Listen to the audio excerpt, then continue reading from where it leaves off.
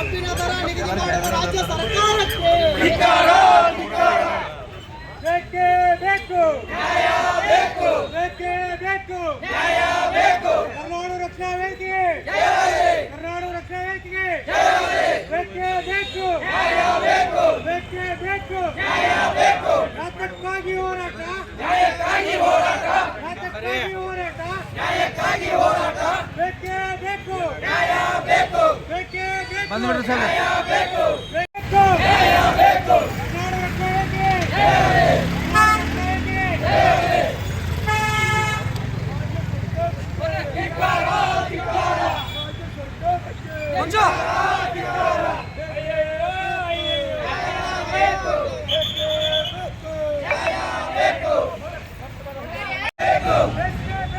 ನ್ಯಾಯ ಬೇಕು, ನ್ಯಾಯ ಬೇಕು.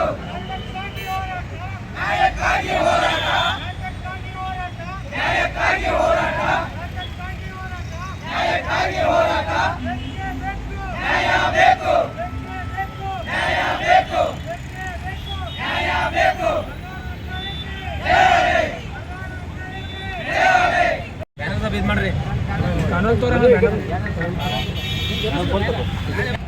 Okay sir.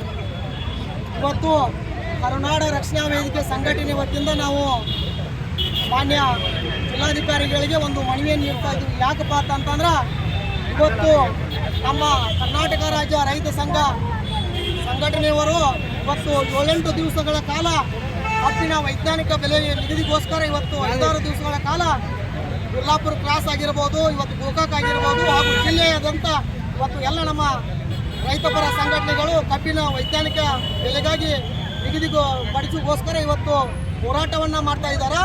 ಈ ವಿಚಾರವಾಗಿ ನಾವುಗಳು ಕೂಡ ಕರ್ನಾಟಕ ರಕ್ಷಣಾ ವೇದಿಕೆ ಸಂಘಟನೆ ವತಿಯಿಂದ ಅವರಿಗೆ ರೈತಪರ ಹೋರಾಟಕ್ಕೆ ನಾವು ಬೆಂಬಲವನ್ನು ವ್ಯಕ್ತಪಡಿಸೋದ್ರ ಜೊತೆಗೆ ಇವತ್ತು ಏನಾಗ್ತಾ ಇದೀಪ ಅಂತಂದ್ರೆ ಇವತ್ತು ಕಾರ್ಖಾನೆ ಮಾಲೀಕರು, ಈ ಮಾಧ್ಯಮದ ಮುಖಾಂತರ ನಾನು ಕಾರ್ಖಾನೆ ಮಾಲೀಕರಿಗೆ ಒಂದು ಸಂದೇಶವನ್ನು ರವಾನೆ ಮಾಡಲಿಕ್ಕೆ ಹೇಳ್ತೀನಿ.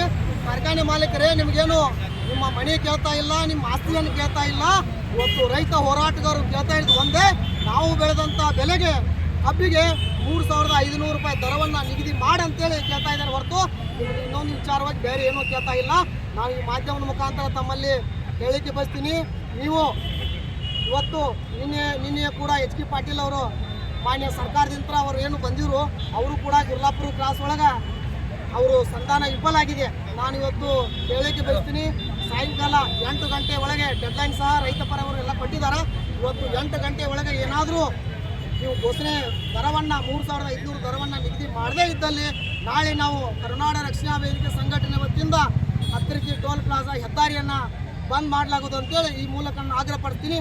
ಇನ್ನೊಂದು ವಿಚಾರವನ್ನು ಇವತ್ತು ಹೇಳಲಿಕ್ಕೆ ಬಯಸ್ತೀನಿ. ಜಿಲ್ಲಾಡಳಿತ ಕೂಡ ಎಚ್ಚೆತ್ತುಕೊಂಡು ಯಾವುದೇ ಕಾರಣ ವಿನಾಮೇಶ ತಾಳದೆ ಜಿಲ್ಲಾಡಳಿತವು ಕೂಡ ಮಧ್ಯಸ್ಥಿಕೆ ವಹಿಸಿ ಇನ್ನೊಮ್ಮೆ ಕಾರ್ಖಾನೆ ಮಾಲೀಕರ ಜೊತೆಗೆ ಸಭೆಯನ್ನು ಆಯೋಜನೆ ಮಾಡಿ ಕಾರ್ಖಾನೆ ಮಾಲೀಕರಿಗೆ ಬುದ್ಧಿಯನ್ನು ಹೇಳಿ 3,500 ರೂಪಾಯಿಯನ್ನು ನಿಗದಿ ಮಾಡಿ ರೈತ ಹೋರಾಟಕ್ಕೆ ನೀವು ಜಯವನ್ನು ತಂದು ಕೊಡಬೇಕಂತೇಳಿ ಈ ಮೂಲಕ ನಾನು ಆಶಿಸ್ತೀನಿ.